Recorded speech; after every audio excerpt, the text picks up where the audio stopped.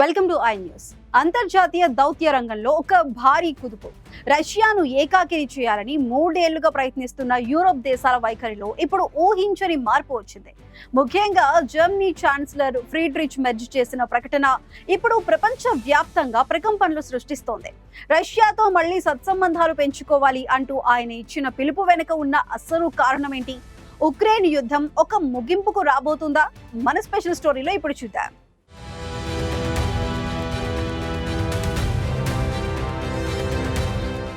Europe రాజకీయాల్లో ఇప్పుడు ఒక బిగ్ యూటర్న్ కనిపిస్తోంది. రష్యాతో సంబంధాలను తెంచుకోవడమే లక్ష్యంగా పెట్టుకున్న జర్మనీ ఇప్పుడు తన పంథాను పూర్తిగా మార్చుకుంది. జర్మనీ ఛాన్సలర్ ఫ్రీడ్రిచ్ మెర్జ్ బుధవారం చేసిన ప్రసంగం ఇప్పుడు ఇంటర్నేషనల్ పాలిటిక్స్ లో ఒక పొలిటికల్ థండర్ క్లాప్ లా పేలింది. మన అతిపెద్ద పొరుగు దేశమైన రష్యాతో మళ్ళీ ఒక బ్యాలెన్స్ సాధించాలి, శాంతి స్వేచ్ఛ తిరిగి రావాలంటే ఇది అనివార్యం అంటూ మెర్జ్ సంచలన వ్యాఖ్యలు చేశారు. నిజానికి 2022 ఫిబ్రవరిలో ఉక్రెయిన్ యుద్ధం మొదలైనప్పటి నుంచి రష్యాను ఒంటరిని చేయాలనే వ్యూహాన్ని యూరోపియన్ యూనియన్ అనుసరిస్తోంది. కానీ అమెరికాలో డొనాల్డ్ ట్రంప్ శాంతి చర్చల దిశగా అడుగులు వేయటం, అమెరికా దౌత్యపరంగా దూసుకుపోతుంటే యూరప్ మాత్రం అంచులకు నెట్టివేయబడటం మెర్జ్ లాంటి నాయకులను ఆలోచనలో పడేసింది. గత ఏడాది వరకు పుతిన్తో మాట్లాడడం వేస్ట్ అని చెప్పిన మెర్జ్ ఇప్పుడు రష్యా ఒక యూరోపియన్ దేశం, వారితో సత్సంబంధాలు మళ్లీ నెలకొల్పాలి అని చెప్పడం గమనార్హం. మెర్జ్ మాత్రమే కాదు, ఫ్రాన్స్ ప్రెసిడెంట్ ఇమాన్యుయల్ మాక్రాన్ కూడా రష్యాతో చర్చలు మళ్లీ ప్రారంభించడం చాలా అవసరమని గట్టిగా చెబుతున్నారు.